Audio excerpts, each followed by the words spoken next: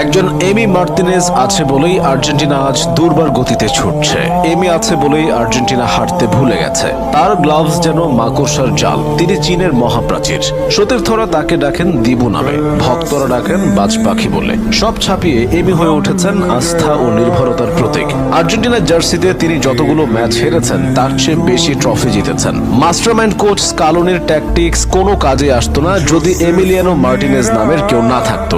আর্জেন্টিনাকে বারবার বাঁচিয়েছেন তিনি। এমি মাঠে নামা মানেই ক্লিন শিট। তার মানসিকতা অন্য সবার চেয়ে আলাদা। পাগলাটে কর্মকাণ্ডে প্রতিপক্ষকে ভরকে দেওয়া থেকে শুরু করে খ্যাপাটে উদযাপনের জন্য তিনি পেয়েছেন আলাদা পরিচিতি। মাইন্ড গেমে তিনি দুর্দান্ত। শুধুমাত্র এমিলিয়ানো মার্তিনেজের জন্যই ফুটবলের সর্বোচ্চ নিয়ন্ত্রক সংস্থা ফিফা বেশ কিছু নিয়মে পরিবর্তন আনতে বাধ্য হয়েছে।